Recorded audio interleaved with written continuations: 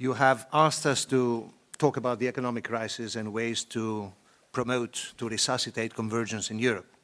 So what I propose to do is start by taking stock of what has actually happened in recent years since the bursting of the biggest international financial bubble since 1929, then talk about the state we are in Europe today, the prospects, and then offer very briefly possible remedies to deal with a rather difficult situation. Now remember that Europe has gone through the longest and deepest recession after the bursting of the bubble since the 1930s. For the average European Union country, standards of living of 2007 will be recovered, if we are lucky, by 2015 or 2016. In other words, in economic terms, this is a lost decade. Furthermore, unemployment has risen significantly in the whole of the European Union, with more than 12% rate of unemployment today for EU 28. And in parts of Europe, it has reached levels that nobody would have imagined only a few years ago. And youth unemployment is even higher, which means that on top of a lost decade, we are likely to have a wasted generation in several parts of Europe, especially in the European South, but possibly also in Ireland. Now, crisis is one thing to mention. The other is divergence, and Danuta, among others, and Michal have referred to divergence.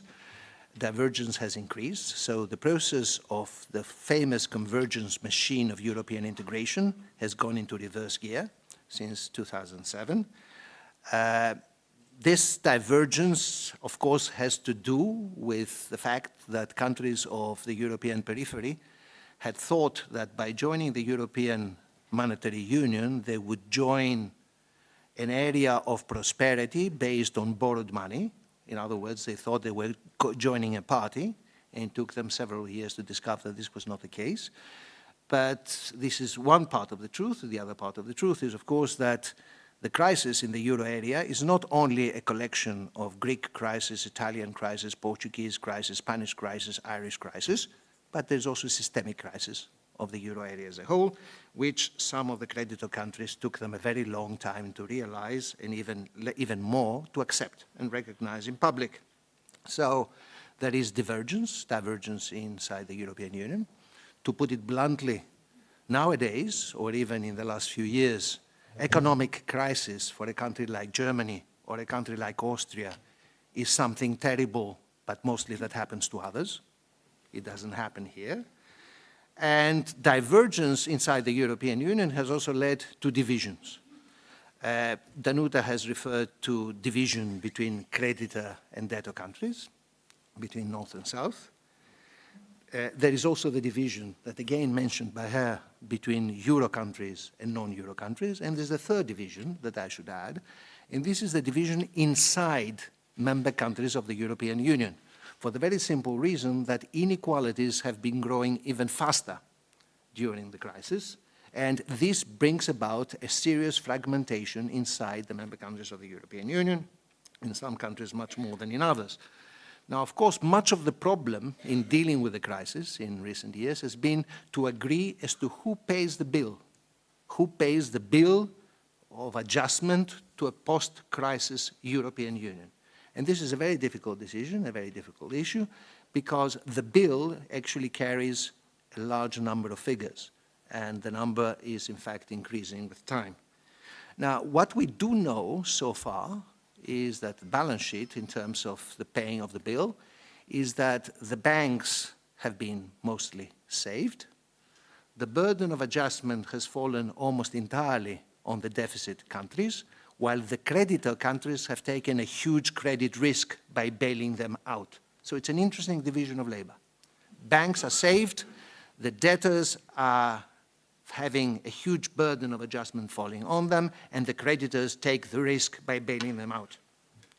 The result of all that is, I think, we have a Europe that emerges, if it does emerge out of the crisis, much weaker, economically and politically, more divided, much more divided, and also much more inward-looking. Now, if that is the balance sheet, what is the state we're in today? There are two schools of thought. There are the optimists who say that, look, the worst is behind us. There are signs of recovery.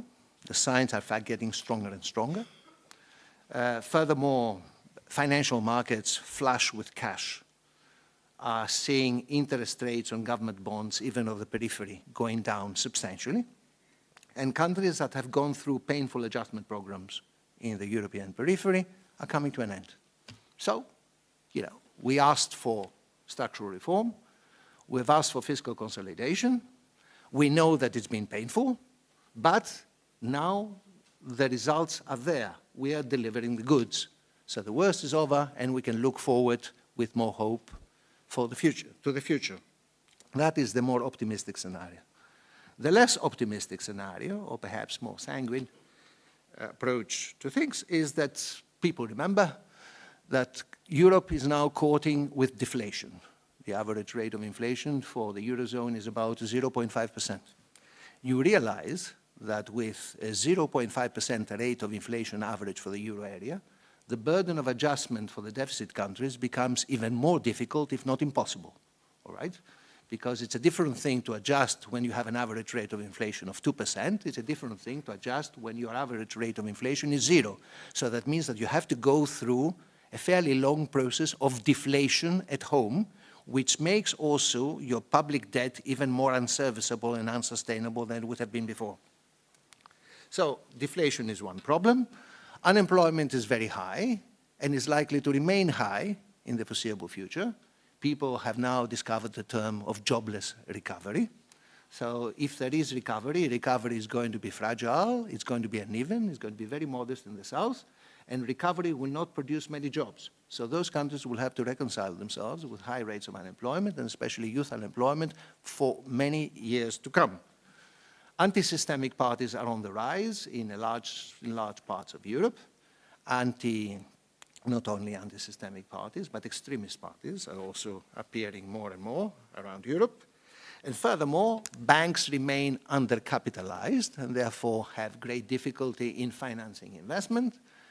And to add to this long and painful story, public debt is much higher on average than it was when the crisis burst in 2007-8, and private debt is also very high. So those who are less optimistic might, you know, see the way Europe is approaching the difficult situation is that Europe is facing the future, I use an English expression, on a wing and a prayer. So with little strategy, praying. There's nothing wrong with people believing in miracles. The problem is when they depend on miracles for the future. And this, I believe, is what is happening with Europe today. So if you are an optimist and you choose the optimistic approach, you think that the worst is behind us. If you are less optimistic, you get very worried. I personally wish the optimists are right, but I suspect they're wrong. Now, what do we need? Again, we could spend any number of hours talking about possible remedies. I would start by saying that the euro area, the first thing it needs to do is to deal with the risk of deflation or of very low inflation. It has to restore a greater degree of symmetry of adjustment between surplus and deficit countries.